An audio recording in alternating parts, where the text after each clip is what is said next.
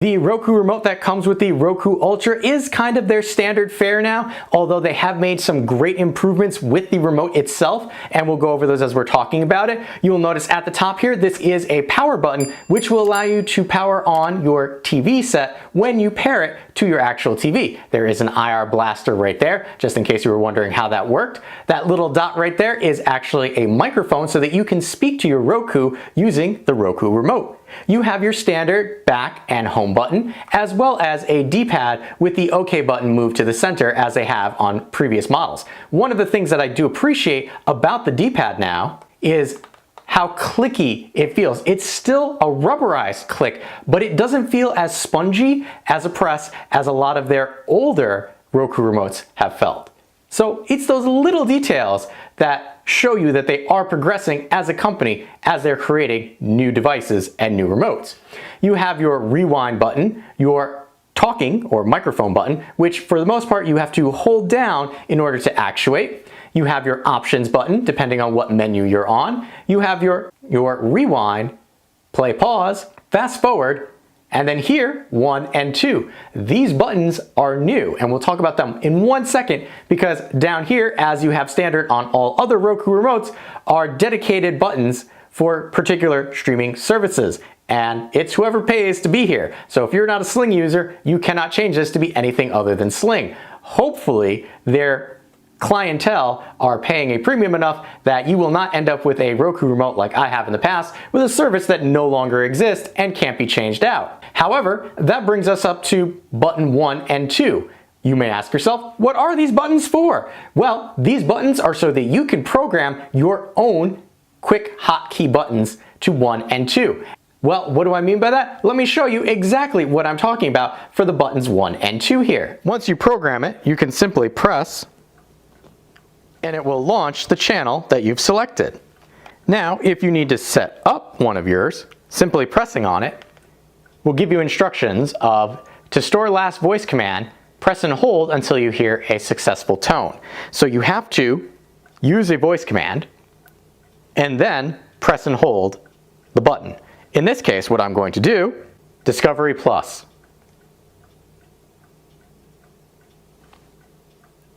And it's launching Discovery Plus in the background there.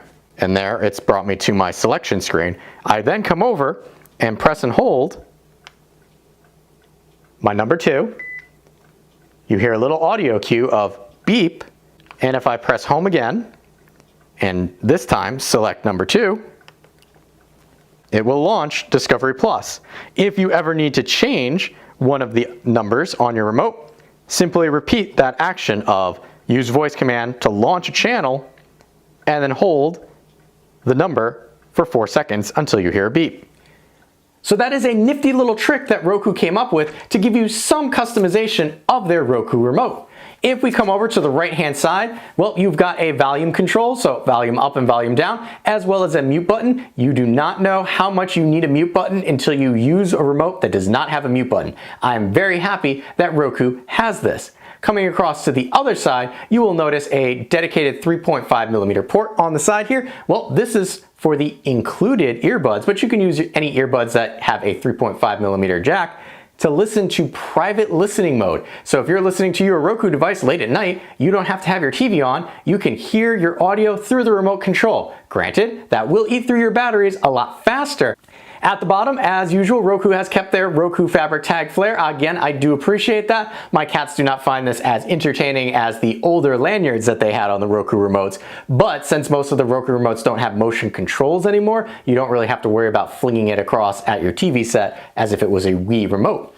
Coming across to the back, as you see, it is matte plastic all the way around, no shiny bits at all, which is greatly appreciated because those are fingerprint magnets, and the rougher texture that you get from a matte plastic means that you have a little better grip. You can see I was kind of holding that for a while there and it was a little slippy, but not slippery enough to drop it. Here we have a speaker. Yes, this has a speaker, and that is because if you depress that button on the Roku itself to find your Roku, this is where you would hear the audio from when you press that button. You have a nice channel here that your finger just kind of naturally rests in, which I do like. One thing that I did notice with this remote is compared to some of the other ones, it actually has gotten a little fatter, and that's because of all the things that they're packing into this remote now. So it's neither a plus or a minus, but if you've had some of their Roku sticks, which have gone down to AAA batteries, and this Roku takes AA batteries, you'll notice that it feels a little heavier in the hand. Also down here, not every remote that Roku makes has a pairing button, but the one for the Roku Ultra does have a pairing button right there, which you hold down during the setup process, and then here you have your pairing light indicator, and then that's it, and it just slides back into place. Thusly, if you need to open it, push down where the triangles are and move back as you push down. And we'll flip it over because that has been the look at the Roku remote that comes with the Roku Ultra.